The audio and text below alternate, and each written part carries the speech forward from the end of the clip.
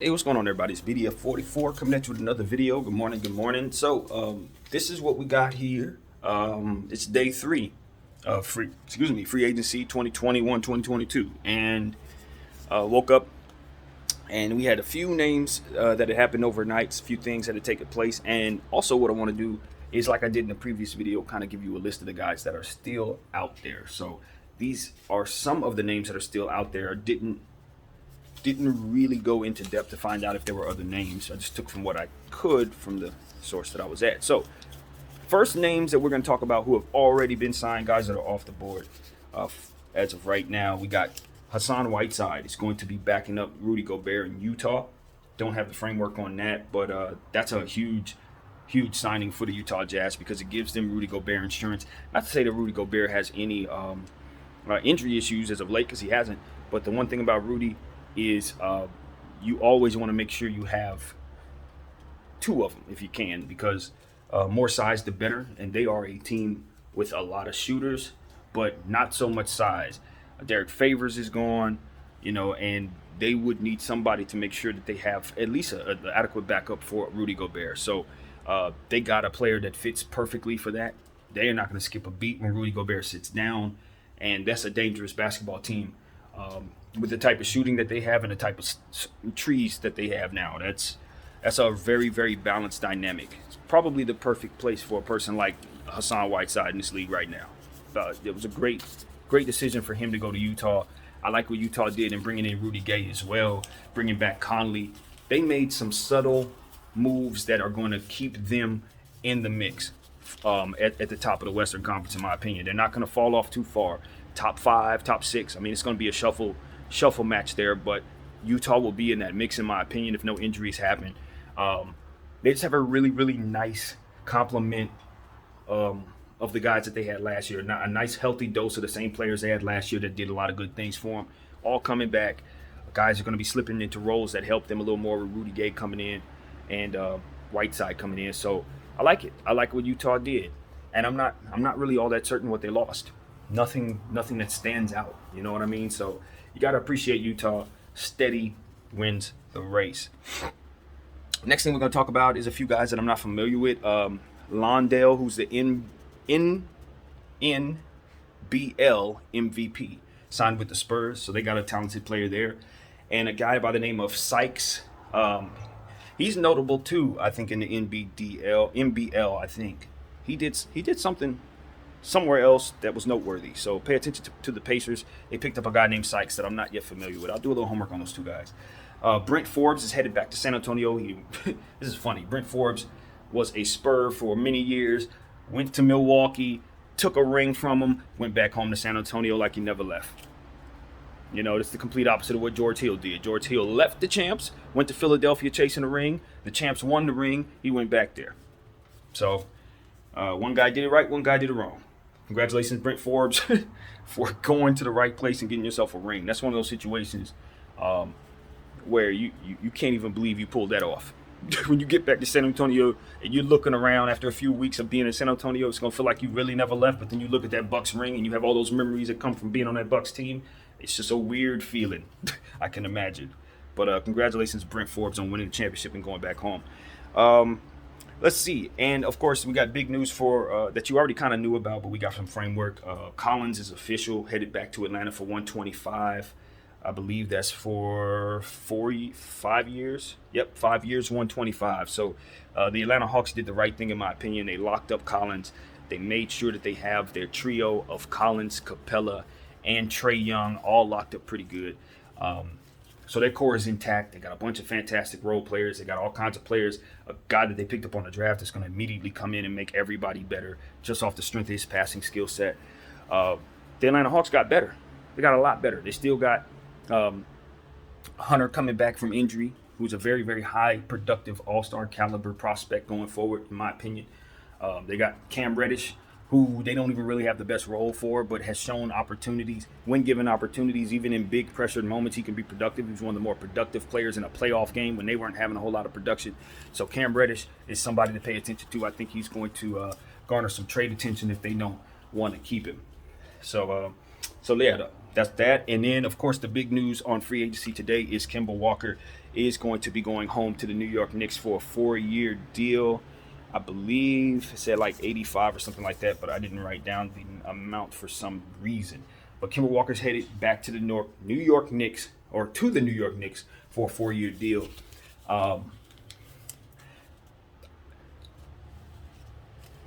How do I say this? The players themselves that the Knicks brought in are going to fit and they're fantastic. But the problem that I'm finding with the Knicks roster right now is they may have overpaid for some guys who might be a little bit past where they are paying them to be. Derrick Rose contract makes a lot of sense, but not if you're going to compile it with Kemba Walker's contract. That's a bad decision, because what you're essentially doing is you're taking two players who are past their prime, who are going to be entering in the next stage of their careers, and you're locking them up as if they're going to be players that are going to have heavy rotational minutes 3-4 years down the road possibly. I watched Kemba Walker a little bit in Boston. The regression is there. Like, there's real regression. It's not just a fluke. Now, could he bounce back, come back in better shape, maybe rekindle his all-star caliber play? I don't think so. That's what I'm telling you. I don't think so.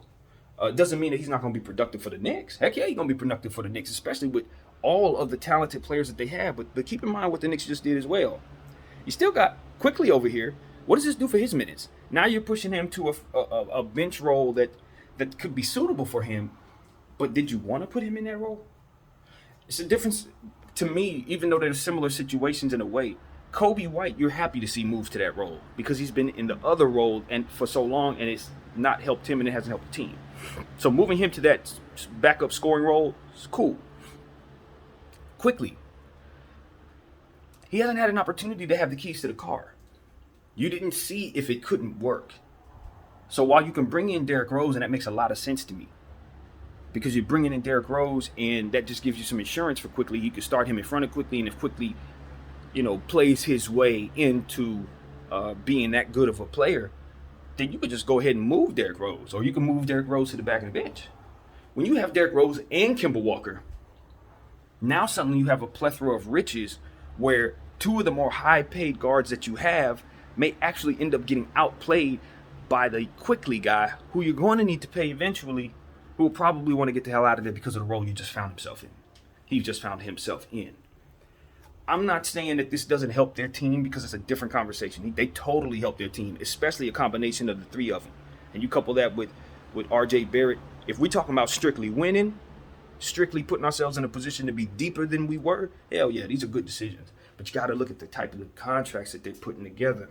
These are good portions of their cap. And the one thing that I have noticed about the Knicks is that they have historically made this decision, which I think is a mistake, is they often compile the same positional players on top of each other over and over again. This is something that they've done throughout several different regimes, which makes me think it's really an ownership thing. This is probably a Dolan thing. He just kind of likes, for some reason, it appears he likes to have players triple down and double down in the same position. He did it with the power forward position a couple years ago. He's doing it with the point guard position now. He did it with the point guard position when Isaiah Thomas was running things. That was a historically horrible decision when Isaiah had it going on there. They were awful as hell.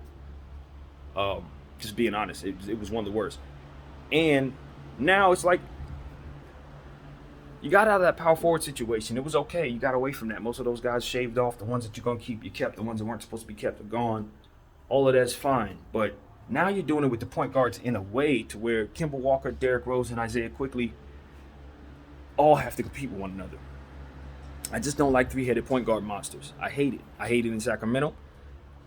I hate it in Orlando. All right? I can't stand it. Where else is it found? It's in several places where they're doing this. They did it in the Sun several years back. Charlotte. I mean, it just limits the roles that some of these players can take. And all three of these guys are score first. None of them are pass first. So you got 3 point guards making all this money, and none of them are specialists in making other people better. People like where the Knicks are headed, and I respect that they do. And are they better than they were? Heck yeah, they made a lot of good moves this offseason as it pertains to bringing, just infusing talent onto your team. But in a vacuum, the moves that they made, low-key not so great. Low-key not so great. Evan Fournier, I didn't have a problem with that, honestly. I didn't. But you're compounding that with these other two contracts, with the Kemba Walker and the Derrick Rose. RJ Barrett it's cool because you lose Reggie Bullock, so the Fournier takes Reggie Bullock's position. That's an upgrade, no question. You drafted another swing man there, another guy who can play the 3-2 position. You're really high on. He's probably going to find his way into the rotation. It's just, they are deep, yes, but I want the Knicks at this point, at the trade deadline, to make a trade, condense some of that. Turn it into something a bit more substantial, turn it into something a bit more valuable. Take those 3 quarters, whatever, just 3 pieces on that team that you just put together to build depth and get a star at the trade deadline, or someone with upside that could possibly be a star, someone who's disgruntled, wants to get the hell out of there. That's what the Knicks need to do. Because what you're trying to do is attract Zion Williamson. What you don't want to do is make your books look so funny to where he looks at y'all and say, nah, I'll wait another 4 years. We'll give the Knicks another 4 years. Let me do something else. And if, we'll try this again. You're going to end up like the Lakers and Carmelo Anthony, to where you ain't going to end up having a reunion or a union until year 17 with Zion if y'all keep up on this pace. Y'all ain't going to see Zion until 2040. You understand what I'm saying to you? Like, that's the type of stuff you're trying to prevent. As to where a team like Washington, as I've mentioned them a lot, or teams like OKC, 3-4 years from now, it's a good possibility that the free agents like Zion is going to be looking at them. Because those are the teams that are going to have their books in order. Those are the teams who would have built sustainability since now. So it's to where you see your Portlands and some of these other teams complete opposite. Knicks are at a point where it's a fork in the road. They can go either direction. They've been down the wrong direction. They've always been down the wrong direction, but they've reached a fork where they could actually go the right way. But with this Kemba Walker signing, in my opinion, they may be headed down the wrong direction. Once again, they just don't never get it right, man. I know it's hard to get people down there for some reason, even though I think that's a little scared. It shouldn't be hard to get people to go to New York. And you want to bring guys home, yeah, all that's great. You see Russell Westbrook going home. You know what I'm saying? You see Trevor Ariza going home. You see all these guys going home. Ayo getting drafted to the Chicago Bulls. People want to go home. But look, only if it's going to do right for the franchise. Only if it's going to make the franchise better. Kemba makes the franchise better. Derrick Rose makes the franchise better. Kemba and Derrick Rose is too much of a position to place on your cap on two guards that are approaching outside of their prime, if they're not already outside of it. Productive, will make you better. A little expensive for what it is that they are. So that's what I think of that. Can't play them both at the same time in theory. I mean, it's a bad decision. It's just a Knick decision. I ain't gonna lie to y'all. It'll probably be celebrated, but to be honest with you, it has room to be bad, really, really bad. Especially if injury issues start to hit them. That could be worse. So don't love it. Don't love it. Love it for Kemba. Love it for Kemba, but I don't like the dynamic on the team. It's just weird. There's no passing, really. You're investing all this money in point guards and don't have a facilitator in the point guard position. It's going to be Juju that's going to be doing most of the passing, getting the most assists. That's a bad dynamic. So that's what I have about that. I think I'll make a separate video on the free agents after all, since this has already run 14 minutes. But I did want to thank you guys for all that you do and paying attention to my channel. And that's a wrap. That's what I got for the free agency to start the day. I'm sure there'll be more moves made, and I will be letting you know who's still out there on the next video. BDF44, thank y'all for watching.